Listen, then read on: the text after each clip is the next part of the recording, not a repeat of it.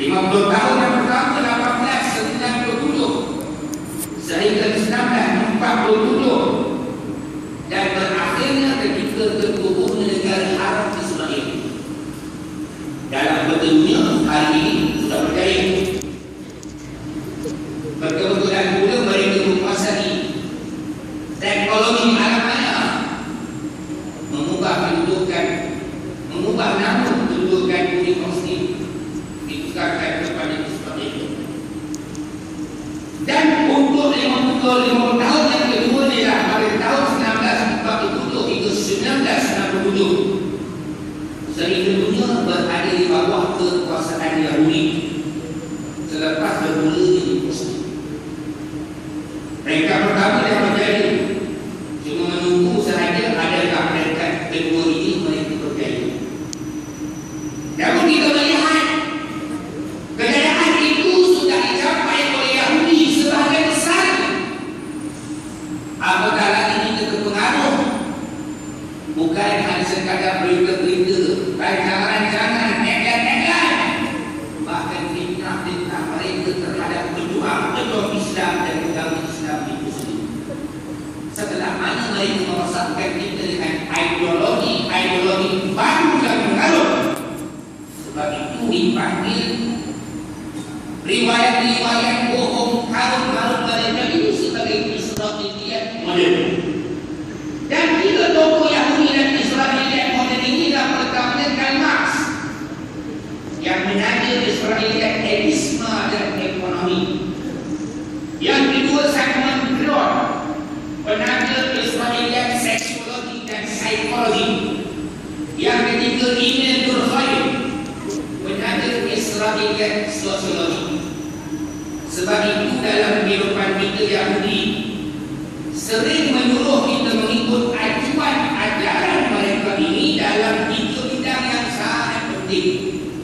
Pertamanya ekonomi, yang kedua psikologi, dan yang ketiga sosiologi atau kemasyarakatan. Zaman hari ini kalau kita melihat realitinya, ekonomi mengikut cara Yahudi, kapitalisme. Nak maju negara mesti mengamalkan sistem riba, pengumpulan cukai-cukai yang banyak dan melampau-lampau, serta menindas rakyat dan sebagainya. Psikologi pula dekat, kalau nak maju jangan ikut agama, kerana agama itu penghalang kemajuan. Agama dianggap oleh mereka sebagai candu masyarakat, iaitu perkara yang mengkhayalkan. Sebab banyak dibincangkan perkara-perkara khayalan pada pandangan mereka, dosa, bahaya, surga dan juga neraka. Manakala sosiologi pula dirosakkan masyarakat dengan hiburan. Mereka mengasaskan ajaran yang bertuhankan akal, dipanggil dalam bahasa Arab sebagai aqlaniyah, iaitu rasionalisme. Maka muncullah selepas itu faham sekularisme. Kemudian muncullah sistem kufur atau sistem Islam. Menolak Islam tidak pakai sistem Islam, menolak Islam dari sistem kufur, itu beriman. Orang kalau ikut Islam, maka Islam itu mana tunduk, patuh, taat. Lawan pada tunduk, patuh dan taat itu derhaka. Dalam ilmu tauhid dipanggil iman lawan kufur. Maka tidak terbukti iman itu apabila sudah ingkar, mempertikai, memperkecil dan juga memperlekehkan ajaran Allah Subhanahu wa Ta'ala. Akhirnya mereka menyuruh orang Islam mempertikaikan banyak ajaran-ajaran agama. Dengan bertanya apakah rasionalnya hukum ini halal, hukum ini halal atau haram? Apa rasionalnya pembagian harta pusaka itu sedikit pada kaum perempuan, tidak banyak pada mereka, bahkan lagi lebih dari kaum wanita? Kenapakah hak diterima untuk kaum lelaki tetapi tidak kepada kaum wanita? Kenapakah hak dari pemimpin negara yang besar tidak kepada kaum wanita tapi berikan kepada kaum lelaki? Inilah sebagai golongan yang telah mengasaskan faham Israiliyah. Akhirnya muncullah nasionalisme, liberalisme dan populisme. Itu diingatkan kepada kita kaum muslimin. Adalah haram mempertahankan ajaran-ajaran ini kerana jelas kufurnya. Ulama-ulama meletakkan kaedah, dan kita mesti faham kaedah ulama ini adaptasi daripada Al-Quran dan As-Sunnah yang dipanggil kaedah fiqh. Ar-ridha bil maksiyati maksiyatun wa ridha bil kufri kufrun. Ridha terhadap maksiat itu maksiat dan ridha terhadap kufur itu kufur.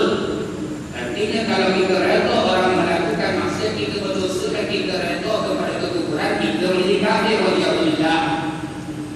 Israiliyah boleh juga mengajak masyarakat supaya kagum dan terbuka dengan pembangunan semata. Sebab pembangunan itu merupakan harta berteruna dan diukur kejayaan melihat kepada harta betul. Rakyat diajak menyokong pemerintah yang membawa pembangunan, bukannya melaksanakan agama. Islam menyuruh melaksanakan syariat, bukan syiar semata-mata. Syiar pasti Universiti Islam, majlis-majlis agama, ini syiar. Tetapi syariat itulah hukum hakam yang diambil ke Quran dan Sunnah. Solat merupakan syariat. Mengharamkan yang haram, menghalalkan yang halal, itu syariat. Maka kita disuruh untuk menghalalkan apa yang dihalalkan oleh Islam dan mengharamkan apa yang diharamkan oleh Islam. Oleh demikian itu, agenda Yahudi hari ini mengajak kita, agama tidak penting, yang pentinglah pembangunan.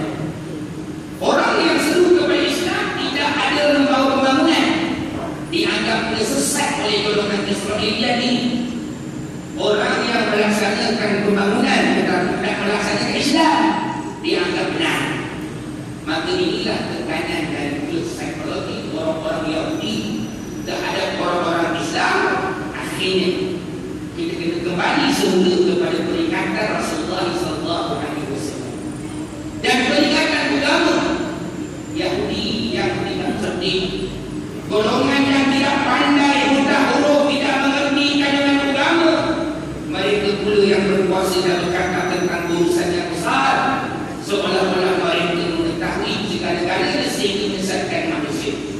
An Abi Hurairah radhiyallahu anhu qala qala Rasulullah sallallahu alaihi wasallam sayati 'ala an-nasi sanawatun qad za'at yusaddaqu biha al-kadhibu wa yukadzzabu biha as-sadiqu wa yudlamu biha al-kha'in wa yukhawwanu biha